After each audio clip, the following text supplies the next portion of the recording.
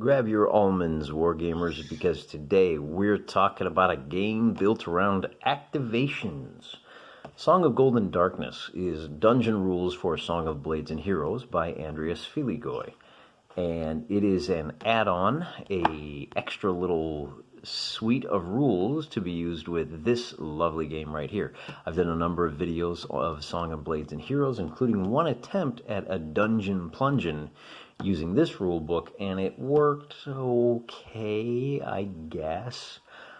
But I had the sense that I was going to have to discover the wheel for myself, which was unnecessary. So as soon as I was done fumbling my way through a dungeon with this rule set, I went out and I picked up a copy of Song of Gold and Darkness, which is specifically built for dungeons. $14 at lulu.com. Link in the description if you are sold on this. Buy the review. I think $14 is probably about as cheap as you can get with modern technology. Maybe a little bit too high a price. Of course, you also have to factor in shipping. By the time that's all said and done, might be a little bit pricey for 36 pages, particularly, so here you go, 36, see? Particularly given the fact that a couple of these pages are errata, and some of the information that's presented here in the early sections, I like the art. It's nice. It's very atmospheric. Particularly some of these early pages, which are really amount to a frequently asked questions.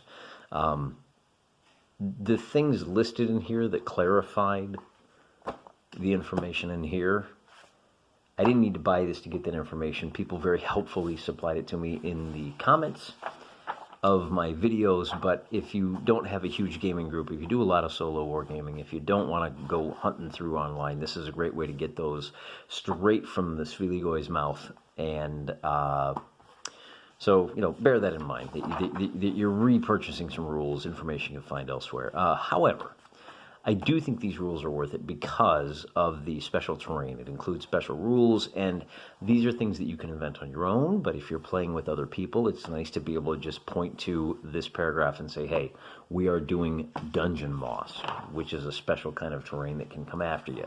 We're doing holy water basin, which, has a way of healing you, or healing your dudes, I should say. It won't heal. If it heals you, you need to notify your local priest, because there's a good chance you're going to be sainted when you're done with this mortal coil.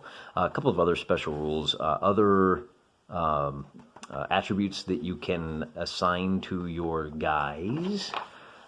Evil works in the traditional kind of D&D way, where some spells affect evil, some spells affect good people, some don't affect anybody. You've got an mutations if you want to start doing some kind of chaos stuff. Couple of new character class types: paladin, sorcerer, summoner. And then we get into the meat of the dungeon rules. And what I really liked about these dungeon rules are the way that they guide you through the process of running a dungeon, and different ways that you can actually physically model a dungeon. In my video that I did, I have a three-dimensional little 2x2 dungeon that I made up, and but you don't have to do that. They say, here's how you want to do it. Here's how you can do it if you have a dry erase board. Here's how light and darkness work. Different things like movement. Well, how about mounted models? Move the difficulty. They have their movement reduced by one category and lose the +1 combat against non-mounted models. So if you do have a mounted hero, you're probably going to want to buy a figure that has him unmounted as well, because it turns out you're paying for abilities that you're not actually using. That third dimension is critical in dungeons. It adds a whole new dimension to the fight. Aren't I clever? I'm probably not the first to make that joke. I like the room content, so here's how you lay out a dungeon. They give you some ways of randomly assigning what is inside a dungeon. It's very old school flavor, very good for solo wargaming for this. They talk about how to prepare a deck of encounters, similar to what you might see if you're playing Warhammer Quest. And here's where the book really shines, and here's where I got the most value out of it. It's not here. We get through magical traps, we get through a lot of magical weapons. Now, I haven't looked through the magic items yet. I've kind of just briefly glanced at them. And I didn't do that because I'm going to be playing solo. And I want to discover things about the game as I go. So Exactly what these do and how they operate, that's going to be part of my journey of discovery, which of course you're invited to join me on. Couple of scenarios: raid, rescue, dragon's lair, and one-on-one. And again, here we go into the solo dungeons and how to prepare those. Rescue, you're going to put a counter somewhere in the dungeon that you have to get to. Dungeons essentially work with you will have a boss lair that you have to find, and the encounters is what I really like, where they have here's how you. So if you've got a war band that is based on 500 points, the question is, how many encounters should be in the dungeon? Should it be a 500 point army facing you? Well, if you break it up into separate encounters, should it be, break it up into 3 encounters of 166 points apiece? Well, wait a minute. The boss should be a little bit tougher. So if we do him at 200, then I do 3 100-point battles. Is that even going to work? You've divided and conquered. So, that's the guidance that really, where this supplement really comes into its own. They actually stipulate, you're going to have a major challenge, which is essentially a boss fight. Here's, wandering monsters. Every time there's combat in a room, every time you cast a spell, there's a chance you're going to draw unwanted attention. That's good to know, right? And then Andrea walks you through how to do each of these. Goons are basically the mooks that help out the big boss. And then, of course, we have a frequently asked questions for this rule book, always a plus. And then we get into new rosters: dark elves, hobgoblins. Hobgoblins are basically your well-drilled goblins. They're goblins that know what they're doing, they know how to use armor, and they know how to fight as a group. We have chaotic humans, artificial creatures, a good addition, because a lot of the things in my miniature collection, and if you're anything like me, and I know I am, you've got a lot of miniatures that don't quite fit into any of the molds presented here. These additional, snake men, right? So there's your government officials there. Different kinds of humans, anti-paladins, acrobats. So a lot of these guys use the special rules thrown into the beginning part of Boba.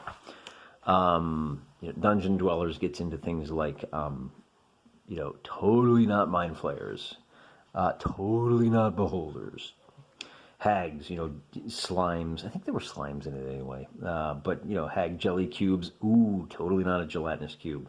And then of course some helpers, right? Angels and holy hermits. Wandering hermits that get through there. Paladin on a warhorse. Good luck maneuvering through the dungeon. And of course more undead. Banshees, jack-o'-lantern. I'm imagining this is like a pumpkin-headed, which I have if you watch the Halloween episode. This is kind of a pumpkin-headed scarecrow, if you will. Will-o'-the-wisp, skeleton goatmen. Man, I've never seen a figure like that. Does somebody make skeleton goatmen? Like undead chaos guys? Anyway, were creatures, which is good because I've got a number of guys that will work well as were-rats, dark dwarves, goblin clans. Now we get into kind of more, again, doing the 40k stylings, not 40k, I guess it would be Warhammer Fantasy, with, night goblins and bat goblins and demons and devils. I got a bunch of those in my collection. Gnomes, swarms, animals, centaurs, all kinds of good stuff. And then we get into one of the most valuable things is a useful quick reference sheet. Love it. Photocopy, laminate it, and we cap off with our obligatory advertisements for other products. Foxfire. Now, if you enjoy this kind of gaming, Andrea does have Song of Wind and Water, which is fighting in outside hostile environments. It also has things like druids and animal companions, that kind of thing. And Fear and Faith is going to be more like the Hammer horror monsters, and it adds more to your clerics and what they can do. I've tried mutants and death ray guns, wasn't too impressed.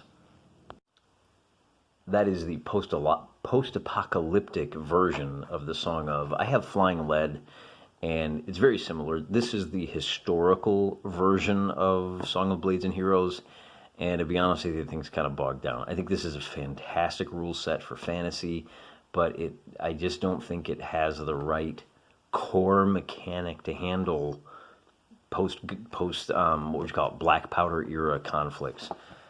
That's a subject for another day, and I have absolutely no experience with Mighty Monsters, so I can't blather on about that.